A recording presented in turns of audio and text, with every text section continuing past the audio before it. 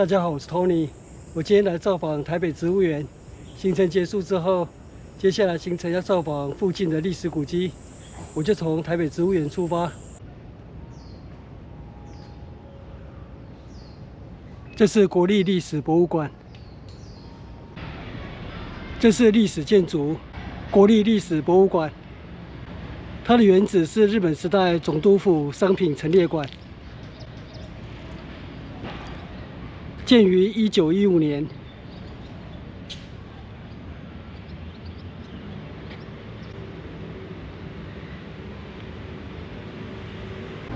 開館時間是上午10點鐘，還有將近1個小時。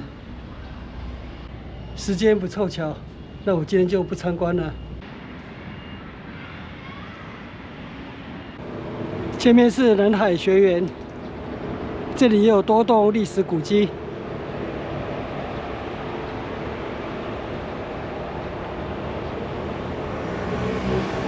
南海路的對面是建國中學。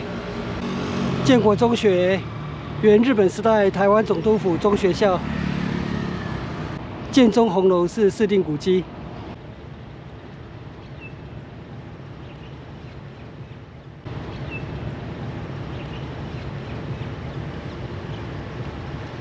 哇，蒋介石總統的銅像被變裝了。哦，剛剛警衛說，在這邊校園拍照沒有關係，就是不要進入上課區域就好了。建中紅樓，原台灣總督府中學校校舍。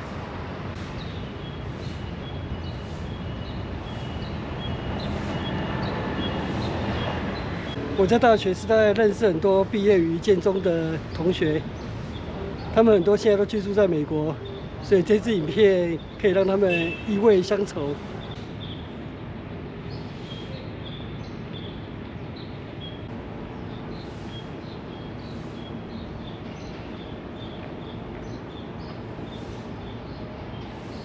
我覺得1970年代跟2020年代建中校園最大的不同是對待蔣介石銅像的態度。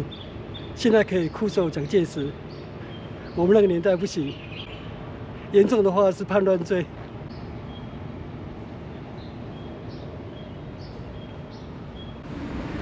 建中的對面就是南海學園，國立台灣藝術教育館，歷史建築。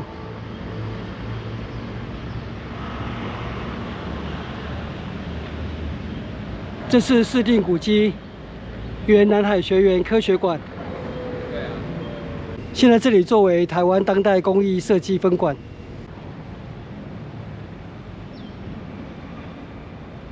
前面這棟建築是原日本時代建功神社，現在是作為國立台灣藝術教育館。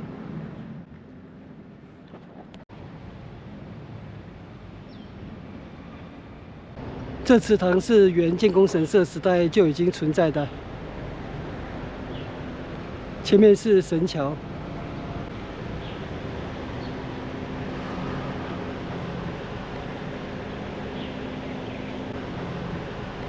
這邊的兩側還有建功神社的遺跡。這是石柱矮牆。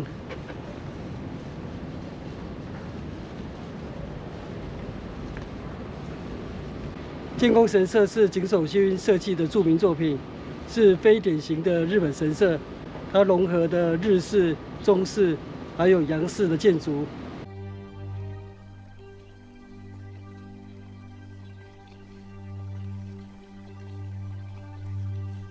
那建功神社也是特殊的神社，因為它不是拜日本神，而是類似於台灣靖國神社，裡面侍奉的是日本領台以來因公殉職的人員，所以祭祀的對象有日本人，也有台灣人，也有台灣原住民。那只要是因公殉職的，經過審核通過之後，那就會入祀建功神社，大概類似於我們現在的忠烈祠。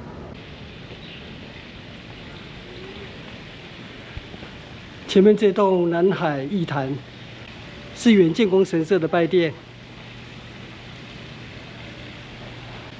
現在的建築是原神社改造的。建築的圓頂就是原建功神社的圓頂，只是經過改造。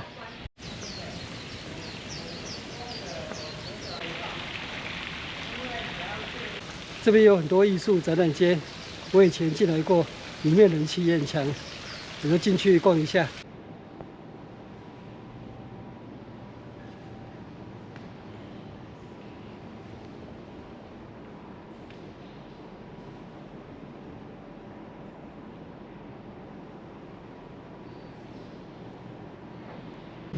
哦，这裡還可以補充飲水，感謝。接下來我要前往附近另外一棟司令古蹟——原台灣教育會館，也是井守勳的作品。現在是228國家紀念館。南海路右前方對面是原台灣教育會館，這是1931年完工的台灣教育會館。戰後曾經作為台灣省參議會使用，也曾經承租給美國新聞處。現在是228國家紀念館，上午10點鐘開館。228國家紀念館我曾經參觀過一次。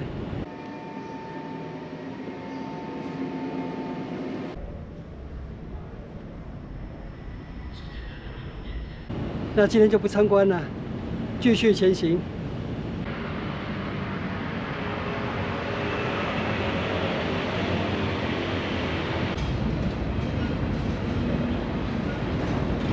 這一棵是樟樹，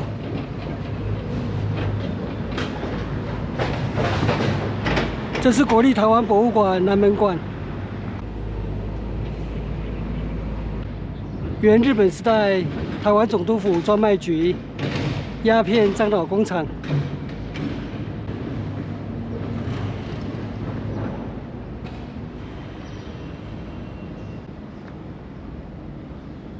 哦，園區還有幾棵老樟樹。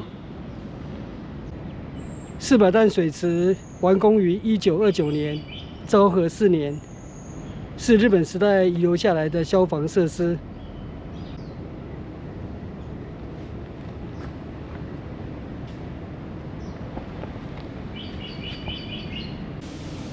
專賣局南門工廠裡面曾經有一座樟腦神社，在消防池的東側，現在已經消失。這是物品倉庫，俗稱小白宮。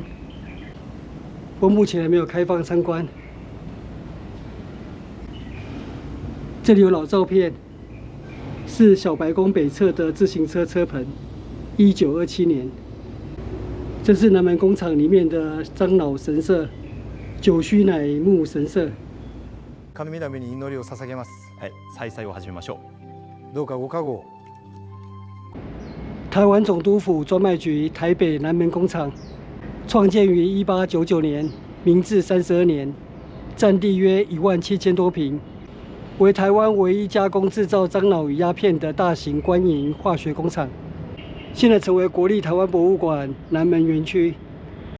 這裡是專賣局南門工廠的遺構保護區。剛剛看到的遺構是實驗室殘基。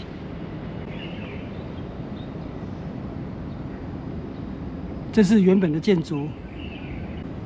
這是實驗室的老照片。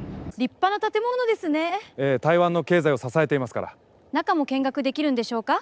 手配してあります。こちらへ。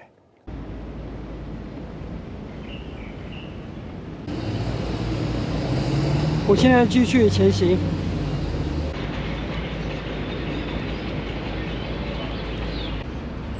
左前方是國定古蹟，台灣總督府專賣局廳舍。總督府專賣局，這是深山松之助的作品。著名的台灣總督府台北州廳廳舍也是他的作品。專賣局在戰後變成公賣局，現在民營化，成為台灣菸酒股份有限公司。平時沒有對外開放。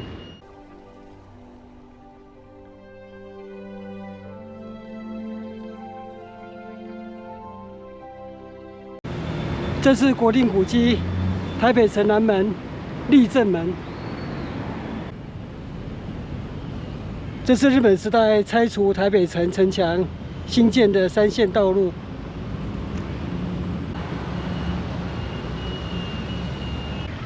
這是台北市立大學附設實驗國民小學，原為日本時代1913年創立的台灣總督府國語學校附設小學校。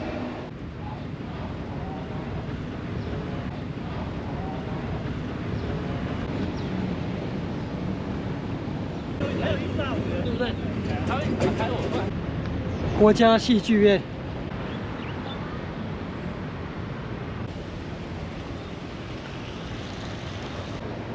我現在抵達中正紀念堂，這是我今天要造訪的最後一個古蹟景點。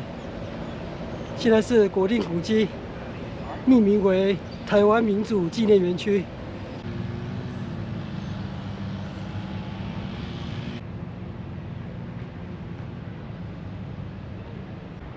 中正紀念堂歷經多年的轉型爭議，曾經有學者建議可以將中正紀念堂改名為國際冷戰紀念園區。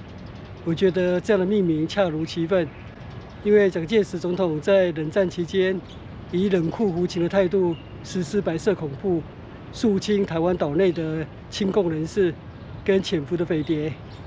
那這樣的做法當然是非常違反民主的。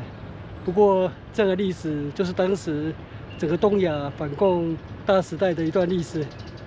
那現在命名為台灣民主紀念園區，我是有點不太能夠接受。這邊1樓的展廳在展自由的滋味，那在上面的蔣介石總統應該會感到坐立不安吧。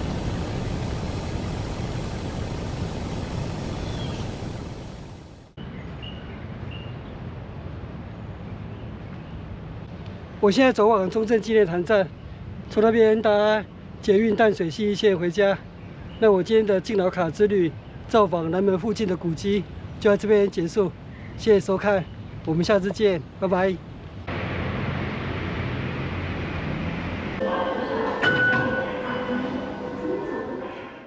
影片下方的文字資訊欄裡面有本次旅行路線的 Google 地圖網址連結，歡迎您點選網址，打開地圖作為旅行的參考。